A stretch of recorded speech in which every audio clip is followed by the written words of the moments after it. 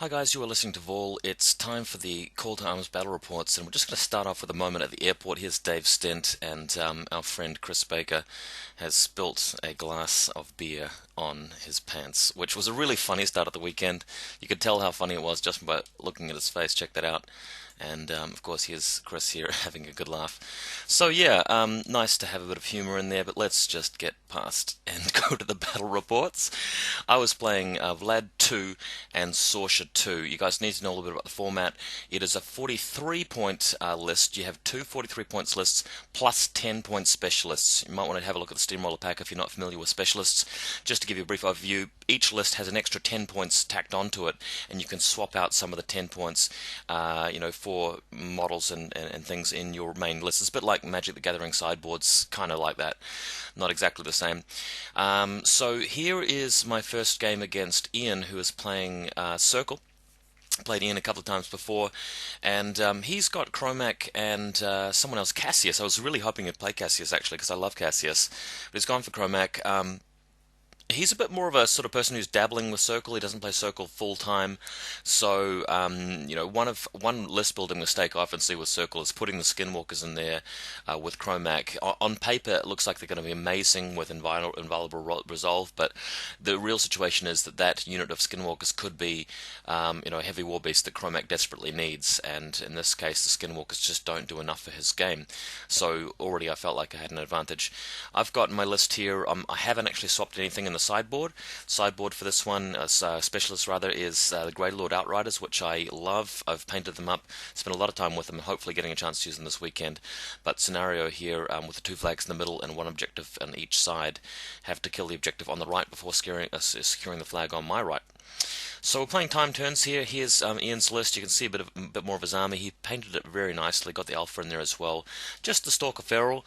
Kromac really wants two Stalkers. He would like either Getorix or maybe a Pure Blood. And he definitely wants more stuff with shooting than just one unit of Wall Stalkers, although one Wall Stalkers are okay. Just the one... whatchamacallit, little tree, Gallows Grove there. Two's nice, but if you can only get one, oh well. And only one unit of stones as well, most people prefer two. He's also taken the Argus, 4-point Argus, so it's kind of nice for the 360 on the Stalker, but generally doesn't really do very much. So next photo here is just the side view. Everybody's just getting started. You can see my Conquest off there in the background. Sorscha 2 with the Conquest is my other list. But with Vlad's threat ranges, Vlad pretty much crushes just about any Circle list on paper. So really like playing Vlad 2 plus. He's my favourite, so always going to be there.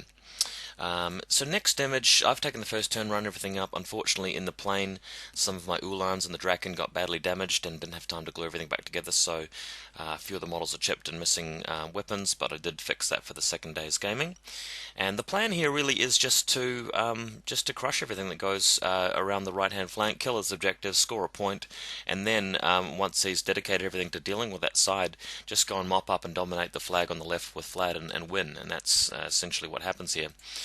So next photo, he's just tried to carefully move his guys around. He knows that the threat ranges are quite a long way. He's tried to play here by putting the 3 shifting stones in the middle in front of that little obstacle.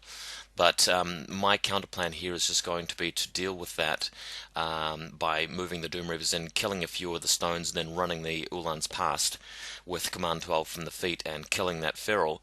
And of course the Stalker's on the other side of the forest. Nothing's in the triangular range of the stones, which will be dead anyway, so I won't really have to worry about the Stalker coming through with Warpath and cleaning everything up.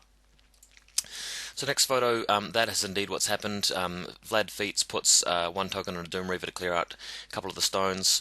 The Uhlans charge through, 2 of them with tokens, hitting the Feral and pretty much killing him outright. In fact, that is what happens, especially with impact hits. He just goes down like a thing that goes down. And I've also managed to pick off a couple of these Wild Stalkers with Widowmakers. Kept the Iron Fang Pikemen out of range of them, because the Iron Fang Pikemen will just die to these guys, but later in the game, after they have been dealt with, the Iron Fangs can come rushing onto that objective and it becomes very, very easy.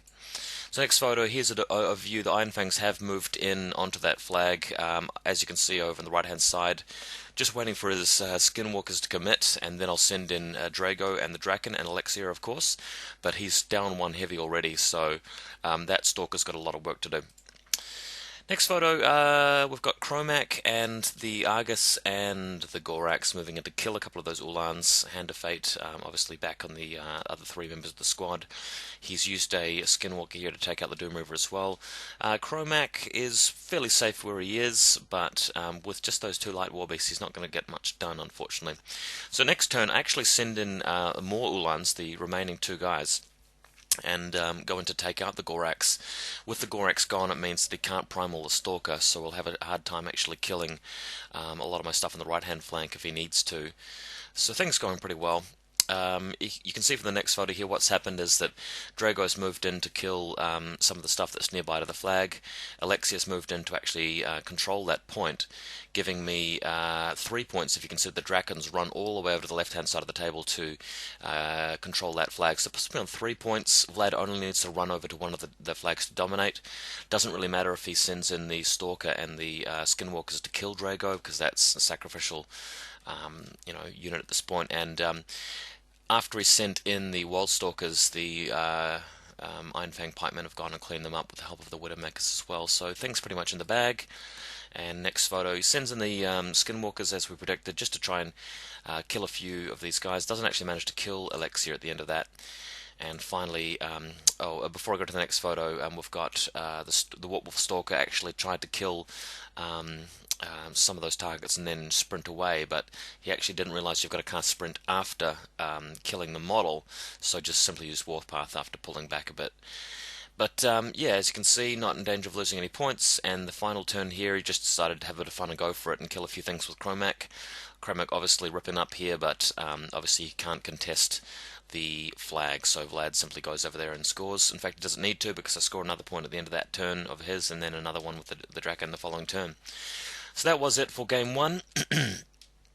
A few of the games this weekend fairly one-sided, but I have some really exciting games coming up for you as well. And if you want to have a look at my army list, this will be the only chance to. Just open up the video description of this video. I'll have them copy-pasted there. Much happier with my lists this weekend than I was last year's Call to Arms. List writing is not really one thing that I do particularly well, but I have managed to improve, and I've got some options really working well for me. Iron Fang Pikemen, really love them, and hopefully getting a chance to use the Greylord Outriders, which I haven't actually used before ever. Just recently painted them up, so we'll hopefully see that a bit later. See you guys then.